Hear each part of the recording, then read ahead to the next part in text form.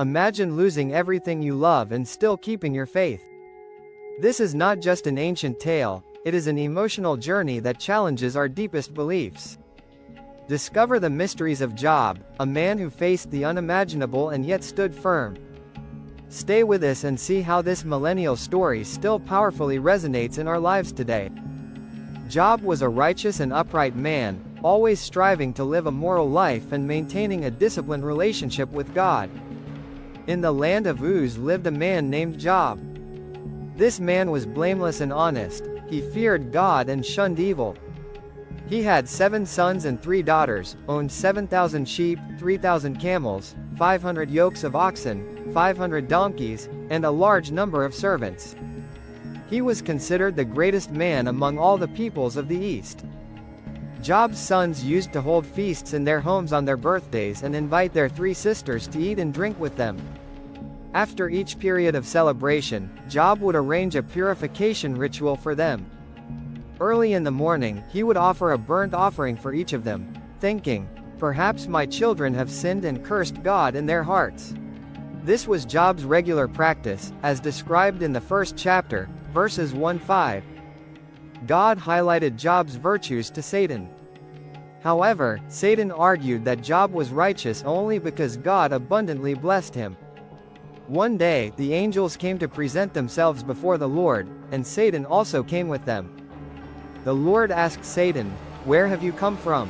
Satan replied, "From roaming throughout the earth, going back and forth on it." Then the Lord said to Satan, "Have you considered my servant Job?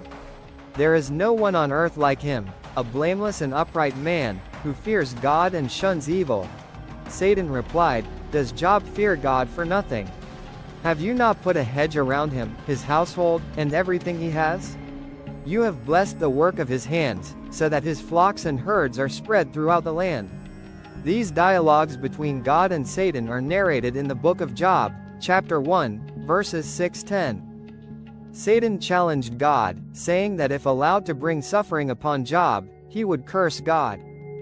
God permitted Satan to torment Job to test this claim but forbade him from taking Job's life. "Very well," the Lord said to Satan, "everything he has is in your power, but on the man himself do not lay a finger." Then Satan went out from the presence of the Lord. These events are described in chapter 1, verses 11-12. Continued, Job received 4 devastating pieces of news in a single day. His sheep, servants, and 10 children had perished due to invaders, robbers, or natural disasters. While Job's sons and daughters were feasting and drinking wine at the eldest brother's house, a messenger came to Job and said, "The oxen were plowing, and the donkeys were grazing nearby when the Sabaeans attacked and made off with them. They put the servants to the sword, and I am the only one who has escaped to tell you." While he was still speaking, another messenger came and said, "The fire of God fell from the heavens and burned up the sheep and the servants, and I am the only one who has escaped to tell you." While he was still speaking, another messenger came and said, "The Chaldeans formed 3 raiding parties and swept down on your camels and made off with them. They put the servants to the sword, and I am the only one who has escaped to tell you." While he was still speaking, yet another messenger came and said, "Your sons and daughters were feasting and drinking wine at the eldest brother's house, when suddenly a mighty wind swept in from the desert and struck the 4 corners of the house. It collapsed on them, and they are dead, and I am the only one who has escaped to tell you." These tragic events are described in the book of Job, chapter 1, verses 13-19.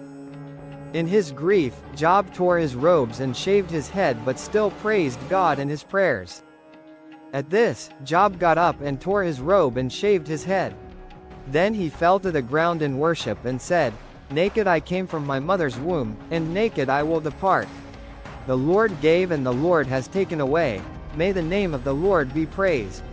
In all this, Job did not sin by charging God with wrongdoing. This response is recorded in chapter 1, verses 20-22. Satan appeared in heaven again, and God allowed him another opportunity to test Job. This time, Satan afflicted Job with painful sores from the soles of his feet to the crown of his head. Job's wife tried to persuade him to curse God and give up, but he resisted, enduring his suffering.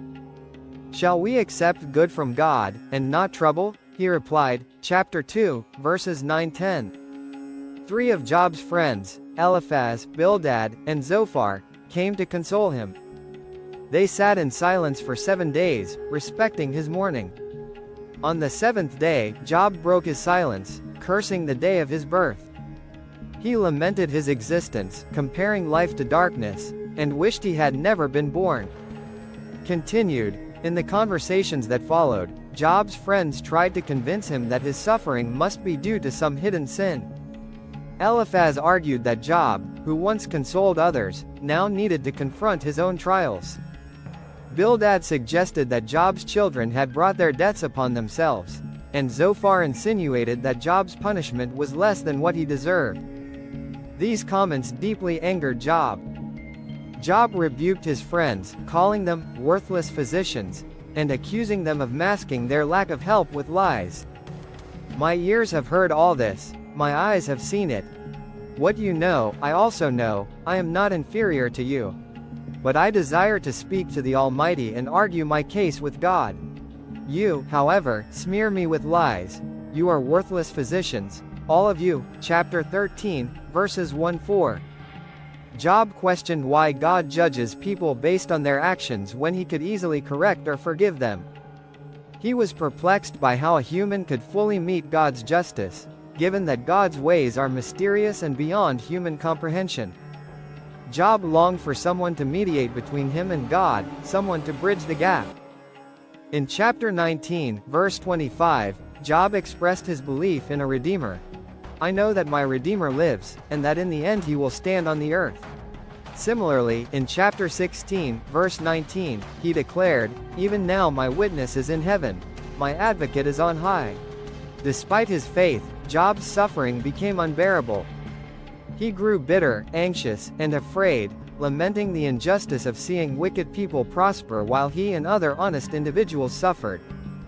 Job wanted to confront God and protest but could not find him physically. He acknowledged that wisdom was hidden from humanity but resolved to seek it, fearing God and shunning evil. Eventually, God intervened, responding to Job's pleas to speak with him. Continued, when God spoke to Job, it was from within a whirlwind. Instead of providing explanations, God reminded Job of his role as the creator. He highlighted the magnificence of his creation, asking Job if he could match such works. God questioned Job's ability to judge him, emphasizing that it was presumptuous for Job to expect explanations from the Almighty. Job felt humbled and insignificant. In chapter 40, verses 4-5, Job responded, I am unworthy, how can I reply to you? I put my hand over my mouth.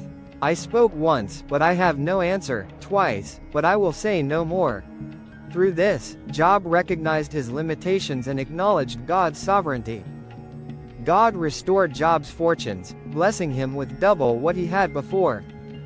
He was given 7 sons and 3 daughters, along with vast possessions, including camels, sheep, and oxen. Job's later years were marked by greater prosperity and joy than before. Additionally, Job's 3 friends were reprimanded by God for their misguided counsel and were forgiven only after Job prayed for them. Notably, in God's 2 speeches to Job, he never explained the celestial wager with Satan nor the reasons for Job's suffering. This omission highlights the central theme of the book: humans cannot always understand God's purposes. Job did not need to know the events in heaven because God had his reasons for allowing the trials. The Jewish and Christian interpretations of Job's story differ.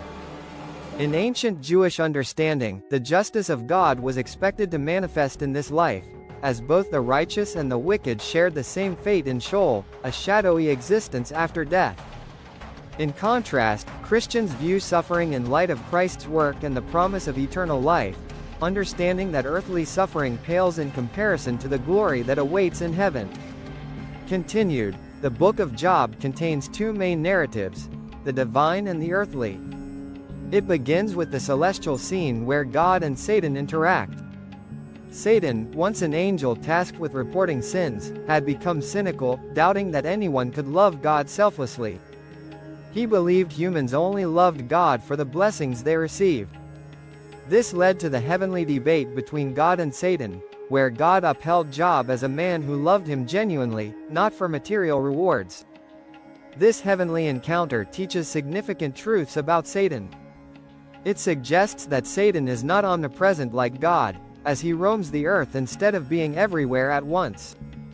The earthly narrative, consisting of the debates between Job and his companions, occupies most of the book.